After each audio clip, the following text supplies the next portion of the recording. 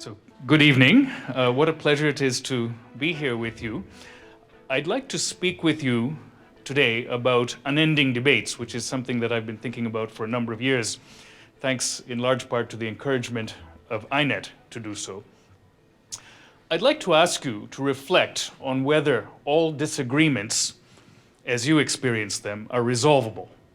And you might think about different spheres in which you encounter disagreements. For example, interpersonal relationships within your families, with your loved ones, intimate partners, friends, and perhaps strangers. Politics, disagreements in society at large.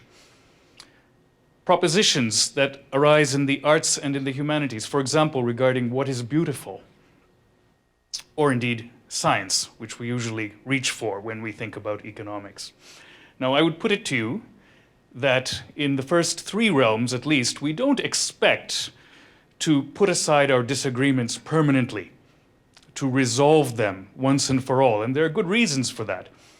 As various political philosophers and others, John Gray, for example, have emphasized. For example, the plural nature of the good. There are different things that are appealing to us as human beings and that perhaps ought to be important to us as human beings. And that diversity in conceptions of the good is present across people as well as within people. So we don't expect to resolve our disagreements forever. We would not be living, either individually or collectively, if we were to do that. So why do we expect to resolve our disagreements in economics? That's my question, larger question to you, which I would like to reflect on in the next minutes. Now, if you think about what are the sources of ongoing disagreements,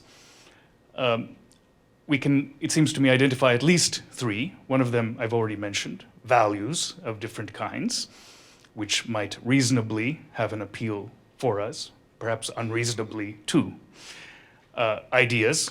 We have different ways of understanding the world, and that reflects the fact that we have different histories and different cognitive modalities. Perhaps we come at the world from different collective as well as individual experiences. But even if we didn't, there might be more than one plausible way of thinking about the world. And of course, we have interests which are divergent at times. Those of you who've studied the work of John Rawls will be familiar with the concept of reasonable pluralism, but there can be unreasonable pluralism too. Lionel Robbins referred to disagreements about distribution as being, as he put it, about my blood or thine. And in his view, there was no way of talking, at least scientifically, about such questions. So perhaps sometimes it comes down to a shoving match, but whatever the reasons are, I don't agree with Robbins on that point, but whatever the reasons are for pluralism in opinions and perspectives, we encounter disagreements all the time. This gives rise, it seems to me, to a kind of a force field that limits the possibilities for achieving quote-unquote scientific consensus in the discipline of economics. The different values, ideas, and interests that we have are reflected in the way in which we think and talk about economic processes. The force field is, of course, uneven. There are particular interests that are more powerful than others and which exert themselves. But they are not the only interests, and they do not offer the only perspectives. The uneven force field shapes the production, circulation, reception, and legitimation of ideas, but there are also fissures in the force field and in the dominant ideas in particular, and they therefore enjoy an incomplete hegemony. We occasionally see a return of the repressed, so to speak, as we may have done after 2008. This may be why so many economic debates are seemingly permanently unresolved. And these unresolved debates can be observed at the level of theory as well as of policy. And of course, there's often a connection between the lack of resolution in theory and in policy. And I offer a couple of examples here: the relation between money and output, which in turn has implications for the role of government in maintaining full employment, or the characterization of economic agents, which, and in particular, their responsiveness to microeconomic incentives viewed in a particular way, perhaps economistically, which has an impact on our view of appropriate welfare policies and the application of such incentives in public and private management. Now, today, many of you would have seen the wonderful exhibit of Gonzalo Fonseca. I added this slide after seeing the exhibit because he has given us a large number of examples of such unresolved questions which first arose in the history of thought and which are recurrently present and indeed present to this day. Those of you who have read Keynes on Ricardo and Malthus know that the debate on austerity and stimulus goes back roughly 200 years. But that is not the only example. The form of the debate may have changed. We may use econometrics nowadays, but the rough contours of the debate are in fact extraordinarily similar. And there are many other such examples, as Gonzalo has beautifully shown. In fact, one can say that every area of economic theory and policy, I would put this forward as a proposition, possesses such unresolved debates. Now, this is different from natural science. You'll be familiar with the structure of the DNA molecule, shown on your left, which was predicted in some measure theoretically. Erwin Schrödinger, for example, gave a lecture in 1944, roughly 10 years before the discovery of the DNA molecule structure by Watson and Crick, which pointed to some specific properties that the molecule of life, as he put it, would be expected to have. And indeed, amazingly, the DNA molecule does indeed have those properties, and this is empirically verifiable by generating an electron microscope image of a DNA molecule, which you can see on your right. Now, this is the sort of extraordinary efficacy of the natural sciences which impresses us in the social sciences, but perhaps we ought not to be too drawn to the image that it presents. And I will, in this connection, introduce the distinction between science and scientism, which has been, of course, thought about by many people, not least Hayek, who emphasized the possibility of expecting a false level of empirical regularity in the economic world, which is not in fact attainable for reasons that I will elaborate on momentarily. But there is a very rich literature on the concept of scientism, which has to do essentially with the idea of fetishizing a particular idea of scientificity as opposed to practicing scientificity in an appropriately rich or broad sense. We might think here also of the way in which certain European languages, for example, German, in their understanding of science, have in mind really the systematic pursuit of a form of knowledge, not necessarily the identification of empirical regularities which hold everywhere. Now, there may well be a fact of the matter with respect to many economic debates. I can offer the example of the recent discussion on expansionary austerity. That's a typographical error, expansionist austerity, but maybe it's expansionist as well as expansionary. Now, that debate hinges on, among other things, the nature of the multiplier associated with fiscal expenditures and with tax revenue, something about which I heard a very excellent presentation this morning. Now, there may well be a fact of the matter as to what the multiplier is in the United States in 2019, but it's another matter to establish what it is, let alone to agree on what it is, let alone to agree on whether that fact is significant and how or why. And that applies not only for the multiplier, but for many other things. Now, it seems to me that for the reasons that I described, the existence of the force field, whether or not there's a fact of the matter, and I am a partisan, by the way, in the debate on expansionary austerity, as you may be, and I find particular views in that debate absolutely loopy, but nevertheless, I don't think that it's realistic to assume that one side is going to be won over in the debate by the other side just because it presents superior econometrics.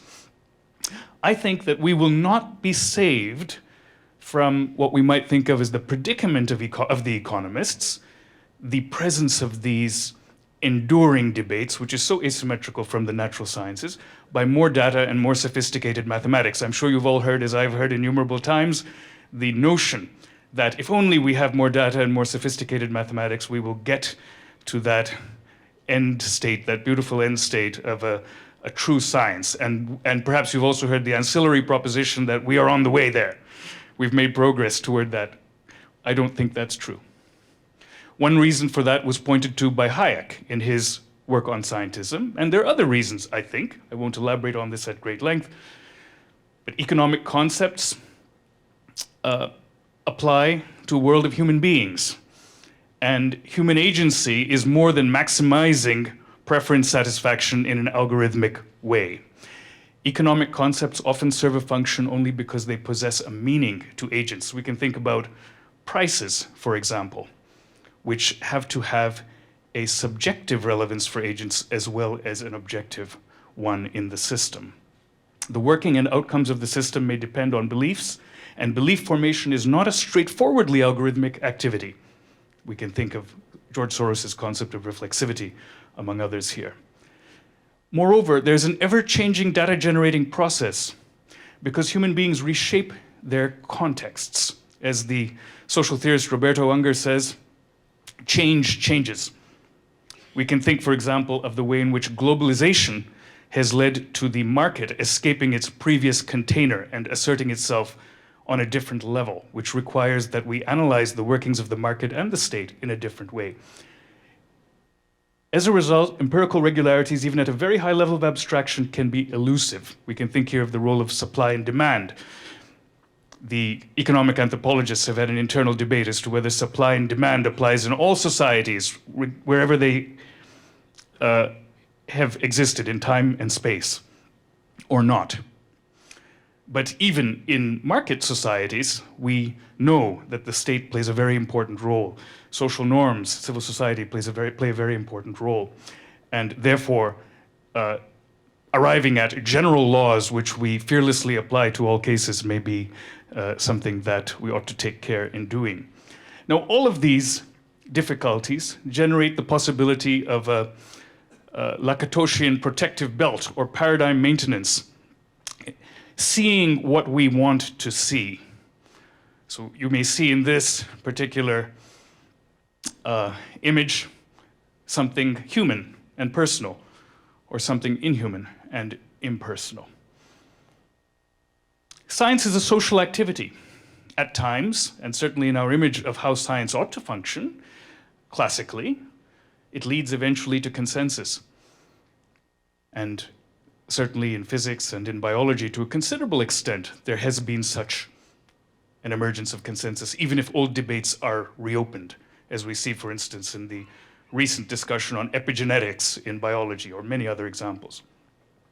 But the maintenance of a scientific attitude does not depend on the attainment of consensus, and Galileo is a hero precisely for that reason. Now, the Catholic Church had an interest in suppressing Galileo because the theory that it held to was at one moment in time important for it institutionally. But it's long since not been the case, or it has long not been the case, that theory in physics has had those kinds of stakes in society, whereas theories in economics very often do. So we may wish to embrace science rather than scientism, the fetishism of particular understandings of how science is to be practiced, which drive out the reasonable plurality or pluralism that ought to be there. But who will drive out the charlatans? Now, the problem is, of course, that everybody believes in our discipline that everybody else is a charlatan. So we would all like to drive out the others, as Jesus drove out the traders from the temple, but nobody is available to purify our temple in this way. So we have to live with plurality. We have a predicament. Now, does this predicament amount to accepting some form of relativism? I would say not. It's not implied in any way.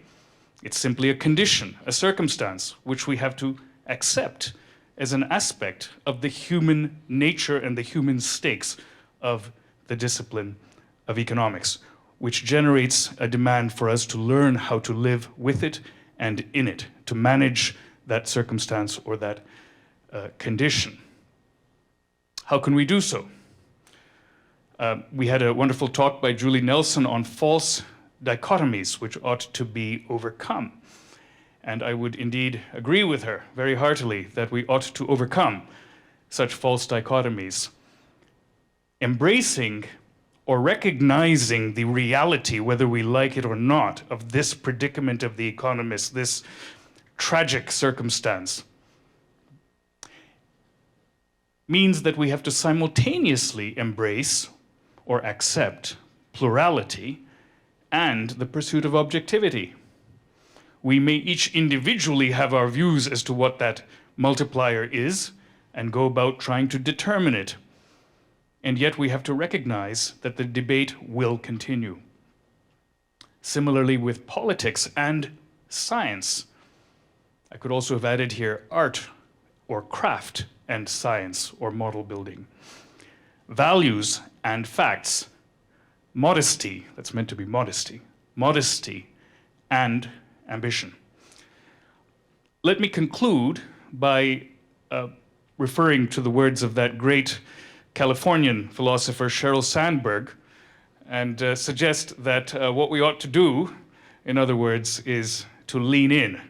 It's tragic, but nevertheless, it's the fact of the matter, and it's better that sooner rather than later we, as C.S. Lewis put it, grow up. He said, God wants us to grow up, so perhaps we should grow up. Thank you.